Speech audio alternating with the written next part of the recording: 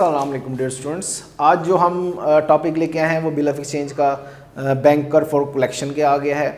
तो banker for collection क्या है, पिछले हमने दो उसमें इंडोर्समेंट का पढ़ा था कि हम इंडोर्स कर देते हैं बिल उस शख्स को जिसको हमने पैसे देने होते हैं, हम उसके पैसे पेमेंट की करने की बजाय उसको हम बिल दे देते हैं और वो ड्यू डेट पे उस पार्टी से जिससे उसने बिल एक्सेप्ट किया हुआ था उससे वसूल कर लेते हैं। अब हम आ जाते हैं banker for collection. Banker for collection है क्या, अब ये हम उसको क्वेश्चन की मदद से ही हल करेंगे। तो आप क्वेश्चन देखेंगे, on 1 January 2020 Fiza sold goods to Sana ₹2500 on credit. Fiza ने चीज़ें बेची हैं सना को।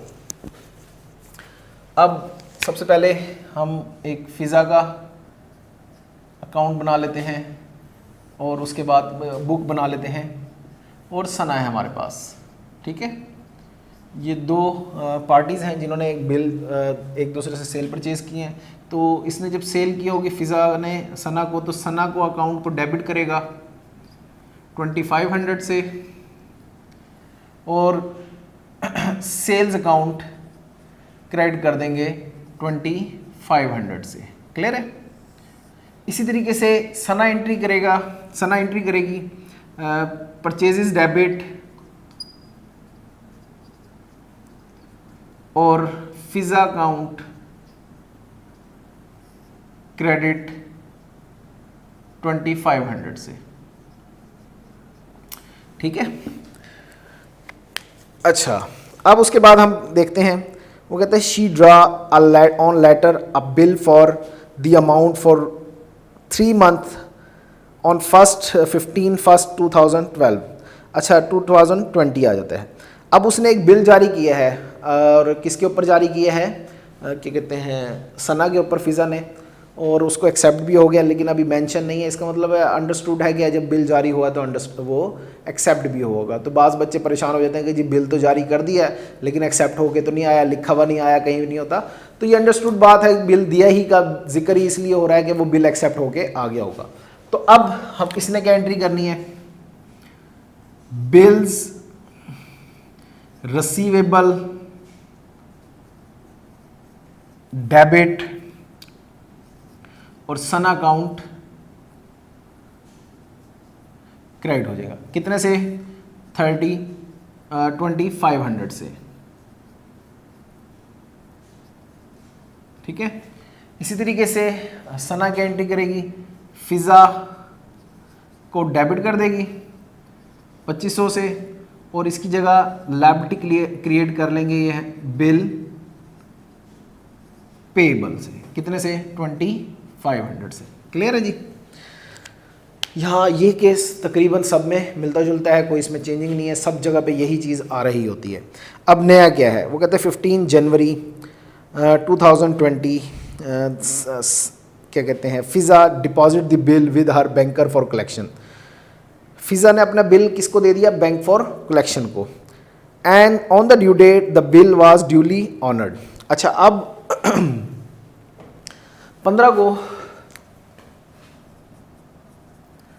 मार्च 2020 को क्या हुआ, बिल उठा के बैंक को दे दिया। देखिए अब बैंक करता क्या है, बैंक एक तो आपसे डिपॉजिट वसूल करता है, यानी कि जो भी पैसा है वो भी जमा करवा दें आप उसमें, बैंक को वो सेफ रखता है। बैंक कहता है पैसे तो हम सेफ रखते हैं, आपने हमारे लॉकर में अगर सोना चांदी वगैरह जेवरात वो भी रखने हैं, वो भी हमारे पास सेव करवा के हमारे लॉकर में रख लें।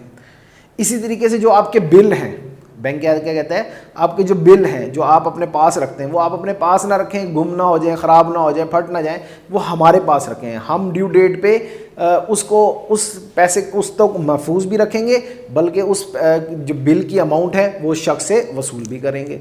तो हमारी बहुत बड़ी टेंशन बैंक ने हल कर दी।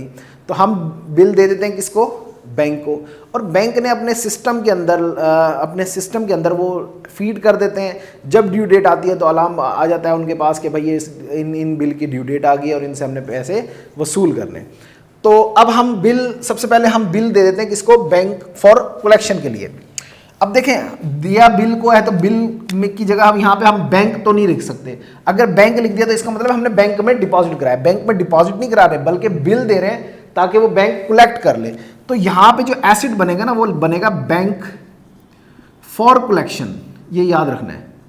आपने यहाँ पे बैंक खाली नहीं लिखना। बैंक का मतलब तो ये है, बैंक एक खुद जाब्ते एक अकाउंट बन गया कि भाई हमने डिपॉजिट कराया। आपने लिखना है बैंक फॉर कलेक्शन, और ये क्या दिया आपने उसको, बिल दे दिया।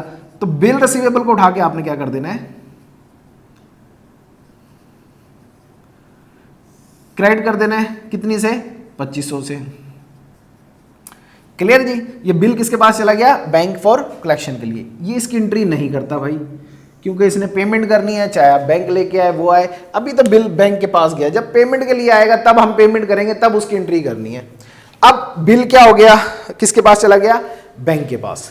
अब बैंक ने मुकर्रर डेट पर किससे वसूली करनी है, सना से वसूली करनी है। बैंक सना के पास आया और उससे कहा कि आप बिल की पेमेंट कर दें। इसने बिल की पेमेंट कर दी।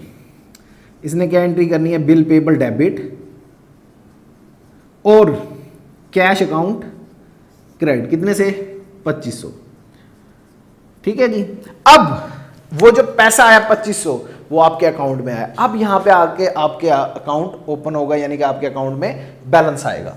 तो सबसे पहले हमने क्या करना है, आपके अकाउंट में बैलेंस डालना है। और वो कितना आया जी, 2500। और ये जो हमने एसिड बनाया था बैंक फॉर कलेक्शन को, अब वो खत्म हो गया क्योंकि उसने हमारा काम कर दिया। तो हम बैंक फॉर कलेक्शन को क्या कर देते हैं, क्रेडिट कर देते हैं कि बैंक ने हमारा जो पैसा था वो वसूल कर लिया और हमारे अकाउंट में बैलेंस चला गया। ये बेसिक 4 एंट्रियां हुई हैं एक साइड की, और दूसरी साइड पे हमारे पास 3 एंट्री आ रही हैं। तो ये सिंपल सा केस हो गया कि जब बैंक फॉर कलेक्शन किस तरीके से की जाती है। तो हमारे चैनल को सब्सक्राइब करना ना भूलिएगा, लाइक करना ना भूलिएगा, और बेल आइकन का बटन दबाना भी नहीं भूलिएगा। Thank you. नेक्स्ट वीडियो में मिलते हैं। अल्लाह हाफिज़।